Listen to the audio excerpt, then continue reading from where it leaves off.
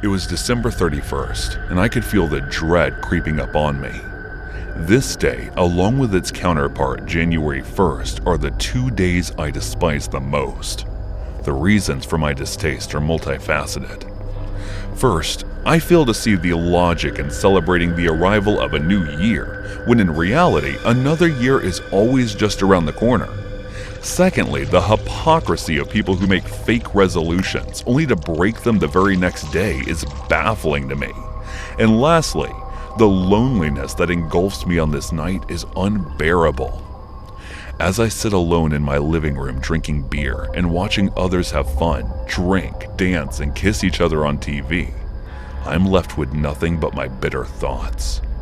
Perhaps my pessimism is due to my middle age, but nonetheless, these 2 days never fail to fill me with a sense of dread. I found myself in need of some comfort food, so I decided to order from KFC. Despite knowing how unhealthy it was, I wanted to indulge in some hot and crispy chicken wings. As I pulled out my phone and opened the KFC app, my Instagram notifications started flooding in. I felt a pang of annoyance when I saw a notification from Tiffany, who had posted pictures of herself at the New Year party she had gone to. I quickly turned off the notifications and focused on placing my order. I selected my favorite chicken wings and added some sides to the cart before finalizing the purchase. Despite feeling a little bitter about everything, I was looking forward to my KFC order and the temporary comfort it would bring. I kept switching between different channels on my TV. Couldn't help but notice that every single one was airing some sort of New Year's program, which only made my already sour mood even worse. However, after browsing through several channels, I finally settled on one that was showing the movie Puss in Boots and decided to watch it instead. As I settled in to watch the movie, I found myself glancing at my wristwatch often, eagerly anticipating the arrival of my food. However, time seemed to be moving at an agonizingly slow pace, like a snail crawling along. After 30 minutes had passed, I began to grow concerned that my food still had not arrived. I quickly opened up the food delivery app to check on the status of my order, which revealed that the delivery person was only a minute away from delivering my eagerly awaited meal. While I waited for the delivery guy to arrive, that 1 minute seemed to crawl by agonizingly slow. After what felt like an eternity, I heard a loud bang on my door, and I immediately assumed it was the delivery man. My heart racing with anticipation, I walked over to the door and peered through the peephole to confirm. But to my surprise, I didn't see a delivery executive standing there. Instead, there was a disheveled-looking man wearing a dirty brown shirt that looked like it hadn't been washed in days. His presence sent a chill down my spine, and I felt an ominous feeling in my gut. The man didn't knock or ring the doorbell again. He just stared at the door. Suddenly, he glanced around, and I noticed he was about to put his eye on the peephole. Without thinking, I quickly hid myself from view and placed my hands over my mouth to prevent any noise, for I had a gut feeling that this man was up to no good, and I couldn't help but feel my heart hammering in my chest. The ordinary night that I anticipated to be dull and uneventful was swiftly turning into a spine-chilling horror movie. I was at a loss for what to do, how to protect myself from the eerie presence lurking outside my apartment. However, before I could even gather my thoughts, I heard a voice. It was the delivery guy who had arrived with my food order. He called out to the stranger, asking if he was the only one who had placed the order. I peered through the peephole and saw the stranger trying to grab the bag of food from the delivery guy. The delivery guy, sensing that something was off, asked the stranger to confirm his identity. That's when things took a turn for the worst. The stranger's demeanor changed in an instant, and he lashed out at the delivery guy with startling ferocity. I could see the fear in the delivery guy's eyes as he struggled to defend himself. In that moment, I felt as if everything was happening in slow motion. I could feel my heart pounding against my chest as I watched the creepy stranger attack him. Realizing the gravity of the situation, I grabbed my cell phone and dialed 911 to report what was happening. As I waited for the police to arrive, I witnessed the creepy stranger taking out a sharp object. Panic set in as he lunged and stabbed the delivery guy. That was when the sirens of the police car pierced through the air and the man ran off.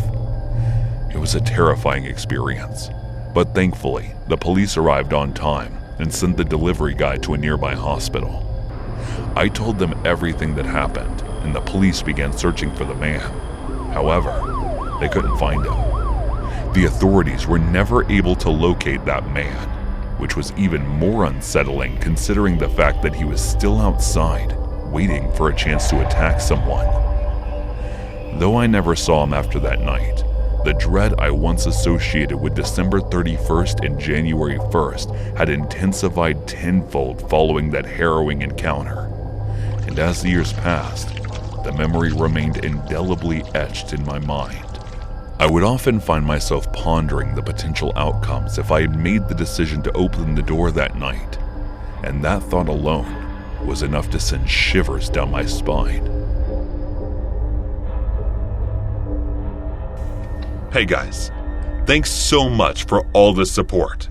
If you haven't subscribed to the channel yet, please feel free to do so.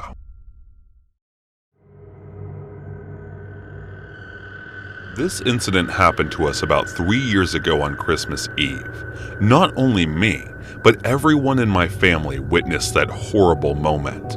And let me tell you before starting that this story of mine is totally paranormal. One who doesn't believe in all this would start to believe after listening to what we experienced. I am the youngest son from a joint family, including my father, mother, and my 2 elder sisters. Not to forget my grandpa and uncle and aunt. My eldest sister was married, and the 2 of us were still studying.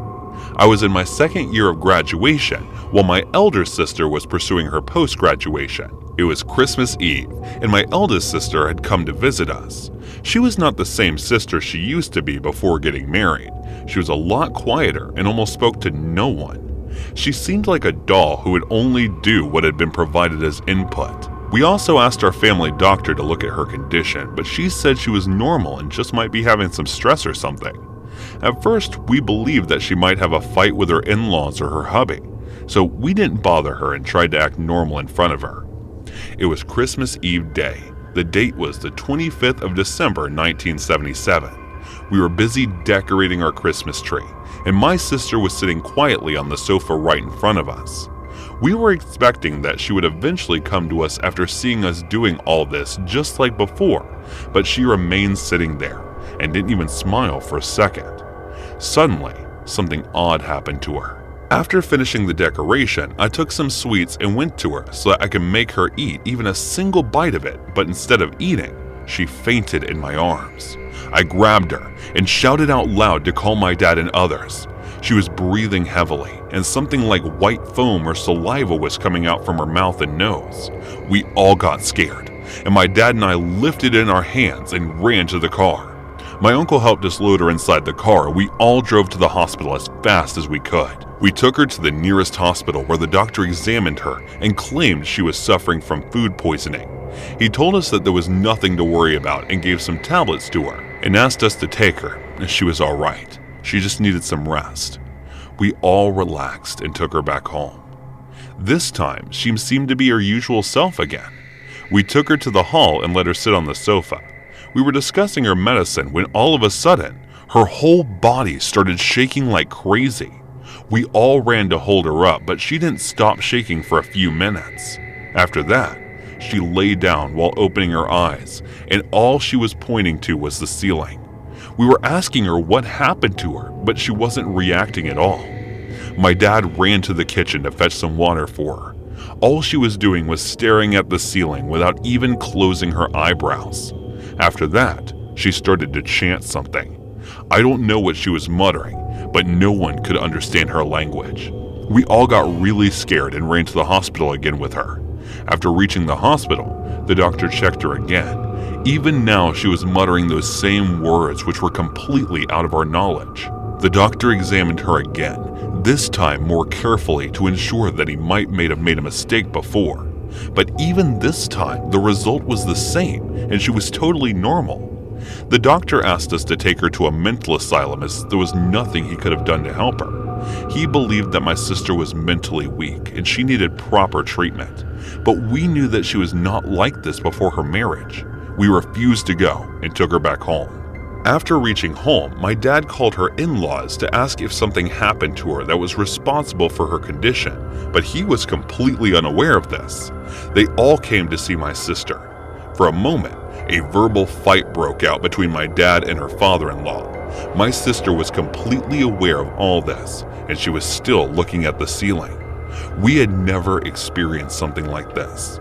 I was sitting there the whole time, just beside her, holding her hand. I just wanted to get her well. After discussing with her in-laws for some time, my dad and uncle came to me and told me that she will be fine very soon. I didn't know what they discussed, but I believed him. After about half an hour, our doorbell rang. My dad stood up and went to open the door in a hurry, as he already knew who was at the door. It was none other than the father of the Holy Church, which was about 5 miles from our house. He came to my sister with a cross in his hand and a bottle of holy water in his other hand. He asked us to catch her as hard as we could.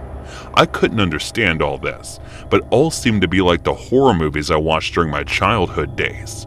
He just remembered Jesus and threw some holy water upon my sister. Suddenly, she became furious and started struggling hard to get herself free from our grip.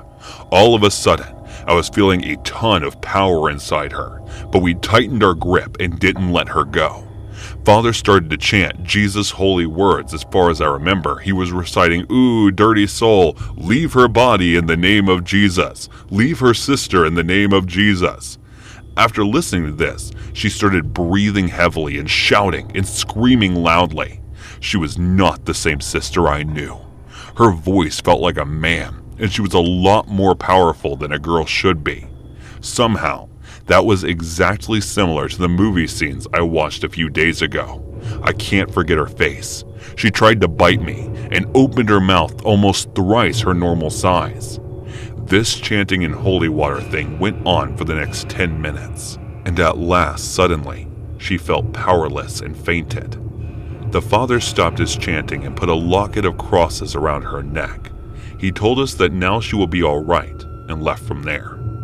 My sister kept on sleeping for continuous 4 hours after that. Meanwhile, we were waiting for her to wake up. We wanted to know whether she was all right or not, and everything went on as we expected. She woke up and came to us. We were waiting to hear her voice, and now she was all right. It felt like we had heard her voice after ages. Now she was completely all right, and after a long struggle, I got my sister back. This whole incident was too scary, and I don't think no one ever experienced what we went through. I just wish everyone happiness and well-being.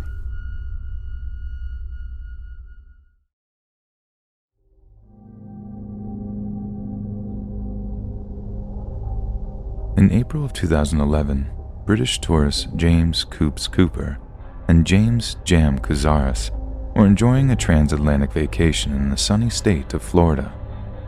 25-year-old Coops and 24-year-old Jam had first met at the University of Sheffield in 2005, when both were fresh-faced first-year students. According to friends, they'd struck up an almost instant friendship upon meeting, one which would continue throughout their student years and well into their mid-20s. The pair had apparently traveled together before, and as anyone who's been on vacation with a close friend before will tell you, if you don't end up murdering the person by the end of the trip, it's evidently a friendship that'll last a lifetime.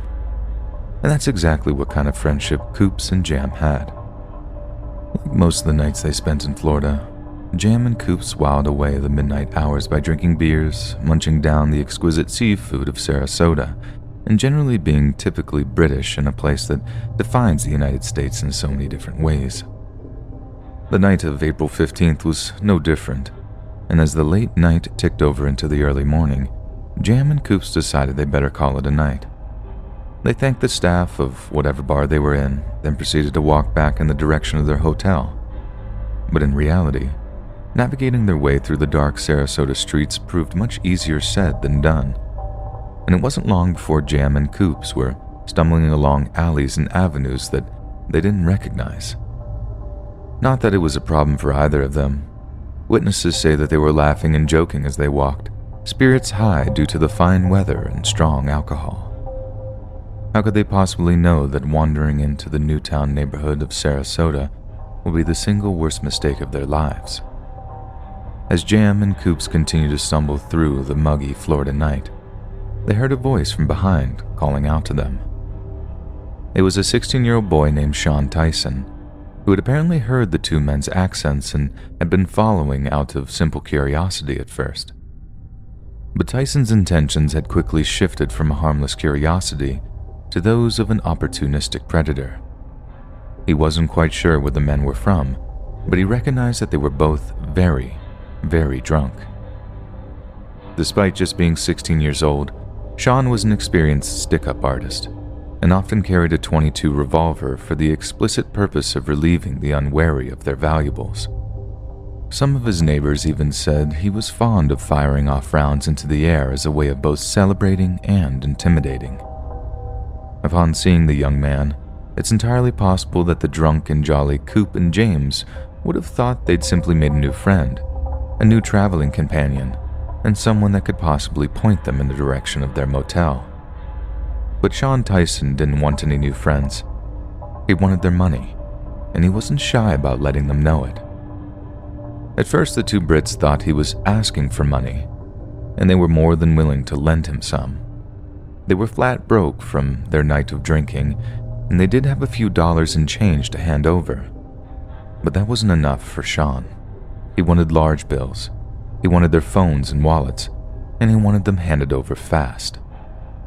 It's only then that he produced the handgun, something that let the two friends know that he wasn't messing around.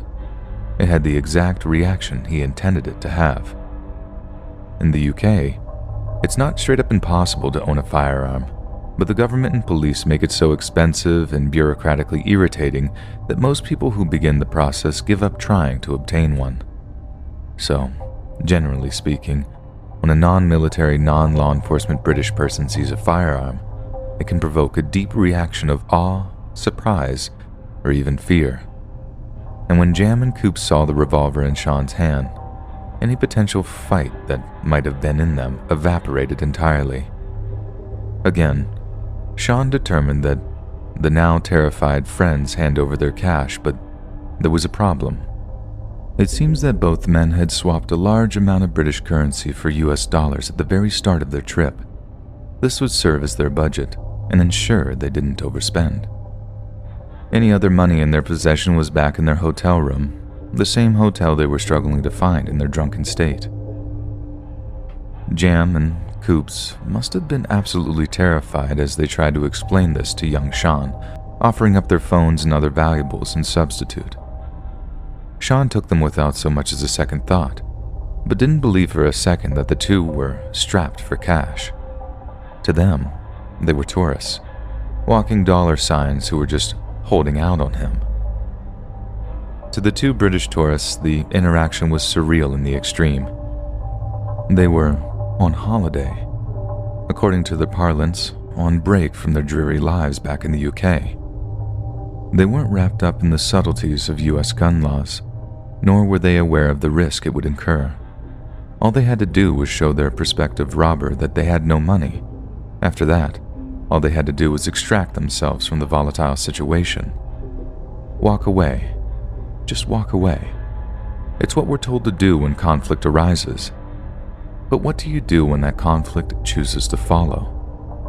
Because that's exactly what Sean did on that humid Florida night. He followed Jam and Coops, revolver in hand, demanding they turn over their non-existent cash. We can only imagine how terrified the two of them must have been, faced with the kind of threat that would be almost alien to them, a nightmare that had become a tangible reality.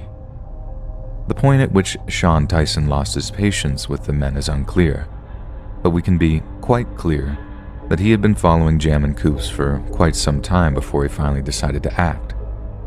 According to his line of thinking, they were lying to him, trying to punk him. Tourists were made of money, and the two in front of him just needed proper motivation to hand over their cash. "Since you don't have any money," Tyson said, approaching Coops from the rear, "I got something for you." Tyson thrust the barrel of the .22 revolver into Coop's side and pulled the trigger. The bullet ripped through his liver, kidneys, and intestines, a kind of horrendous penetrative pain that the young Brit had never felt before in his life. Coop's knees buckled almost as soon as the trigger had been pulled, a grunt of pain escaping him as he hit the concrete.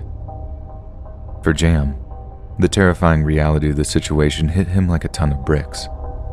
This complete stranger, this young man that seemed no older than a teenager, he just mortally wounded Jam's best friend in the world. All he could think to do was beg for his life, collapsing to his knees beside his wounded friend whilst looking up at their attacker. "Please, mate, we're just on holiday," he's believed to have said. "We're drunk. We don't have any money. Just please don't kill us, please." Tears formed in the young man's eyes as his friend writhed in pain on the concrete. At this point, Sean Tyson must have expected the pair of friends to give up whatever money they had stashed away. Only, they didn't. The unhurt of the two simply begged for his life. Only then did it really occur to Sean that they had been telling the truth the entire time. We can only assume that to an experienced stick-up kid like Sean, this was nothing short of an embarrassment. His instincts had been entirely wrong. He wasn't going to make any worthwhile cash out of it, and what's worse, he had an attempted murder beef coupled with a witness who had seen his face, heard his voice. He even knew which neighborhood police could find him in. There was only one way the encounter could end, and that was with Sean being the only person that walked away from it. And so, with his victim still begging for his life, Sean Tyson raised the revolver, aimed it at Jam's head, and pulled the trigger. He emptied his remaining 4 shots into the chests of each man, finishing them off. Then, soundtracked by a chorus of barking dogs, Sean Taylor picked up the shell casings that were lying on the tarmac. But he wasn't quite done yet. Sean proceeded to pull off the 2 men's blood-stained t-shirts, as well as pull their trousers down to their knees. It's not clear why he did this. Some believe it was a way of humiliating the 2 Brits in death. Others seem to think it was a last-ditch effort to locate any hidden cash either of the men were in possession of. But what's self-evident is that when the cops finally arrived on scene, the street looked more like the site of an execution than a robbery gone wrong. In the hours following the shooting, Sean gave the shell casings and the murder weapon to a close friend of his, instructing him to bury both in his backyard. However, instead of following the instructions, Jermaine Bain then sold the revolver for $50. This would prove to be their undoing as police traced the gun back to him and also the shell casings. When the cops threatened to charge him with murder, Jermaine rolled on his buddy, telling the cops that Sean had been the one to kill the 2 British tourists. Sean, who was tried as an adult at Sarasota County Court, despite having been just 16 at the time of the murders, was given 2 life sentences without the eligibility of parole. Before sentence was passed, 2 of the British pair's friends read out impact statements to the court. "For every painful detail of their deaths I have endured, for each disturbing photo I've been exposed to, I'm still glad I have this opportunity to look into your eyes and try to explain the pain that you have caused." Joe Hallett, a friend of the pair's, explained. "Every night you go to sleep, every morning you wake up, I want you to think of my friends who you murdered. They will haunt you."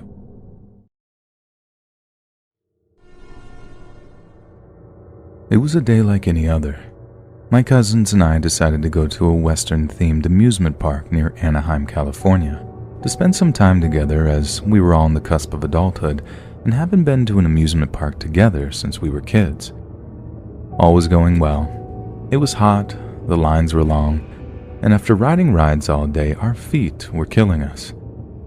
We planned to stay until the park closed, so we were waiting at a roller coaster that faced towards the children's section of the park, while also planning where we would go next.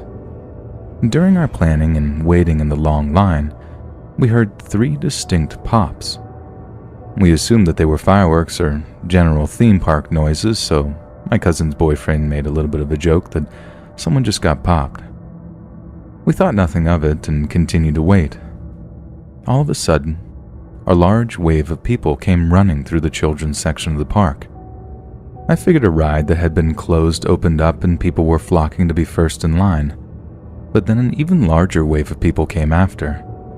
I saw parents hiding their kids in the bushes where the rides were, ride operators rushing people off of the rides they were on, and everyone around me asking what the F is going on. That's when the most chilling words I've ever heard in my life came over the ride speakers. Get down. Active shooter. We ducked down and were absolutely terrified. My oldest cousin's boyfriend was crouching down saying that we needed to get the F out of there. But considering the line we were in was elevated and faced directly where everyone was running from, we knew we couldn't stay there.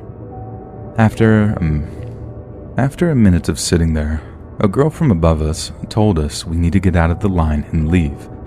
So we ran down the ramps of the line, passing by a crying lady holding her 2 crying kids who looked me in the eyes and said through tears, "This is not a drill." That's when I knew I had to be serious. We ran to a wall and waited there while crouching. I was praying that me and my family could get out of there alive. My oldest cousin was calling her parents, and there were children around us who were just crying. We had to keep moving, so we got up and ran towards the back of the park to find the emergency exits. My cousin's boyfriend asked an employee where we could find one, but they didn't respond. They just stared at him blankly. We decided to follow a mob to the horse trails where the stagecoach goes around. We ran up a large ramp on the trail so we could get to the front of the park. Suddenly, we were told to go back and get down. People were running back and we all thrashed around until we were all sat down on the floor. I saw the police outside the park, and lights of the park were turned off other than the decorative lighting. We were sitting ducks. If a shooter was in the park, we were out in a high, open, visible area. I called my mom and explained the situation, but all she could do was tell me to leave where I was. But she didn't understand that if I ran back or forward, I'd be right in the path of the shooter. I looked around to see hysterical people. A father was having a breakdown because his daughter wasn't with him. A girl was crying because she was alone with her little brother. And the one that got me the worst was a little boy who came to the park to celebrate his birthday, sobbing and telling me that he just wanted to see his daddy again. I tried to reassure him that he'd be all right and that he'll see his father again, but that he has to stay quiet and behind us. Earlier, my one cousin let her little sister wander off with her 2 friends while we went to ride the roller coaster, and we had no idea where she was. So they ran off by themselves to go and look for her. We were stuck up there for 10 or 20 minutes. My youngest cousin was crying, and her sister was going to start crying after seeing her. It was just chaos. But eventually a group of people came from behind us to cross the bridge. We followed them to the bottom of the ramp, to which we were met by an employee who informed us the shooting was a drive-by and that we were safe to leave the park. We walked out, all shaken up, and my mom told me that we should still be careful as they could come back. Once we got to our car, we made sure our one cousin was all right. They found their sister and her friends in a candy shop, hidden with a ton of kids crying. Once we got on the freeway, we were home free and could finally breathe. The whole experience was traumatic, to say the least. While we may not have been in too much danger looking back, not knowing where the shooter was and the panic of all the people in the park combined left all of us hesitant to go back to an amusement park for a long, long while.